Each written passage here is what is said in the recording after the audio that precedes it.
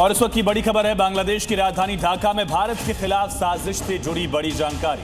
कश्मीर के समर्थन में नारे लगे हैं। ढाका की सड़कों पर विवादित नारे लगाए गए। कश्मीर की आजादी को लेकर दरअसल यहां पर नारे लगाए गए। आदि के समर्थन में प्रदर्शन हो रहा था। ये पहला मौका नहीं, इससे पहले भी इनकलाब मंच के समर्थकों ने इस तरह के नारे लगाए थे। और बड़ी खबर है, लखनऊ से जहां अवैध निर्माण पर बुलडोजर एक्शन दिखा है। अवैध कॉलोनी को बुलडोजर से गिराया गया। 8 घंटे तक ये बुलडोजर कार्रवाई की गई। दरअसल लखनऊ में अमौसी एयरपोर्ट के पीछे अवैध कॉलोनी थी जिसको बुलडोज किया गया है। अवैध निर्माण के खिलाफ ये बड़ी कार्रवाई की तस्वीरें आप देख रहे हैं। करीब 8 घंटे तक ये बुलडोजर एक्शन दिखा है। अमौसी एयरपोर्ट के पास ये अवैध कॉलोनी काटी गई थी। बड़ी कार्रवाई, एक नहीं, दो नहीं, तीन बुलडोजर की मदद से कई मकानों को जमींदोज कर दिया गया। योगी सरकार की जीरो टॉलरेंस नीति के तहत राजधानी में अवैध निर्माण के खिलाफ एलडीए ने सोमवार को बड़ी कार्रवाई की।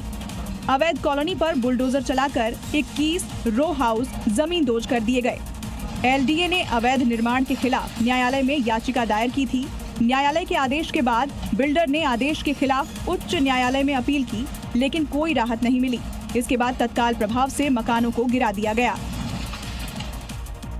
संभल की विवादित जामा मस्जिद के पास विशेष समुदाय की ओर से सरकारी जमीन पर अवैध कब्जे का मामला सामने आया। दरअसल प्रशासन आज जमीन की पैमाइश कराएगा और उसके बाद कार्रवाई की जाएगी। विवादित जामा मस्जिद के पास जिस 8 बीघा सरकारी जमीन पर अवैध कब्जा हुआ है, प्रशासन ने अब उस पर बुलडोजर एक्शन की तैयारी कर ली है। आज राजस्व विभाग के 22 लेखपाल और राजस्व अधिकारियों की टीम इस 8 बीघा जमीन की पैमाइश करेगी। पैमाइश से पहले विवादित जामा मस्जिद इलाके में सुरक्षा खड़ी कर दी गई है। पुलिस, आरएएफ और पीएसी की तैनाती कर दी गई है।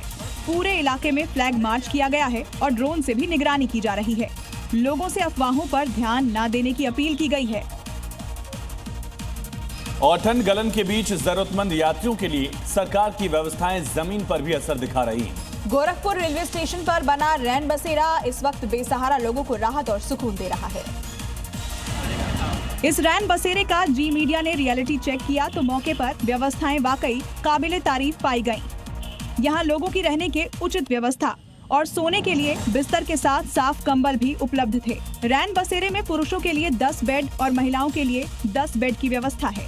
कड़ाके की ठंड को देखते हुए नर्म गद्दे, रजाई, कंबल और तकिए उपलब्ध कराए गए हैं। इतना ही नहीं, नहाने के लिए गीजर से गर्म पानी की भी अलग अलग वॉशरूम की सुविधा भी दी गई है। गोरखपुर रेलवे स्टेशन का रैन बसेरा सरकार की संवेदनशीलता और जमीनी कामकाज की मिसाल बनकर सामने आया। और इस वक्त की बड़ी खबर है गाजियाबाद से, जहां पुलिस और बदमाशों में मुठभेड़ की जानकारी मिल रही है। और एनकाउंटर के बाद दोनों बदमाश घायल हुए हैं। इन बदमाशों पर 25,000 का इनाम था। डबल मर्डर मामले में दोनों आरोपी थे। तस्वीरें आप देख रहे हैं। एनकाउंटर के बाद बदमाश किस तरह से पुलिस के सहारे ही अब चल पा रहे हैं। ऑपरेशन लंगड़ा योगी फोर्स का लगातार जारी। और मुजफ्फरनगर में एक बड़ा हादसा हुआ जहां एक फ्लैट में सिलेंडर ब्लास्ट हुआ। ब्लास्ट के बाद लगी आग से जलकर 3 लोगों की जान चली है। नई मंडी इलाके के वसुंधरा रेजिडेंसी में एक घर में सिलेंडर ब्लास्ट हुआ। ब्लास्ट होते ही पूरे मकान में आग फैल गई और मकान में मौजूद परिवार के लोगों को आग की लपटों ने घेर लिया। आग की चपेट में आने से परिवार के 3 लोगों की मौत हो गई और 4 लोग बुरी तरह झुलस गए। दमकल की टीम ने मौके पर पहुंच कड़ी मशक्कत से आग पर काबू पाया। घायलों का अस्पताल में इलाज चल रहा है और हालत गंभीर बनी हुई है। घटना से पूरे इलाके में दहशत फैल गई है। बिहार एसटीएफ ने फरार वांटेड आरोपी शरीफ आलम पर बड़ी कार्रवाई की। दरअसल पुलिस ने इसके घर पर छापेमारी की और जो उसके घर से मिला है उसे देखकर पुलिसकर्मी भी दंग रह गए। बिहार पुलिस ने प्रमुख सिद्धपीठ थावे दुर्गा मंदिर में हुई करोड़ों की चोरी का खुलासा किया है। पुलिस ने आरोपी के घर से माता दुर्गा की 2 मूर्ति बरामद की। इतना ही नहीं, उसके घर से बिजली का तार और कट्टा भी खुदाई के दौरान मिला है। पुलिस को मौके से जो मूर्तियां बरामद हुई हैं, वो अष्टधातु की बताई जा रही है। वहीं इस कार्रवाई के दौरान पुलिस ने शरीफ आलम की मां और उसकी पत्नी को गिरफ्तार कर लिया है।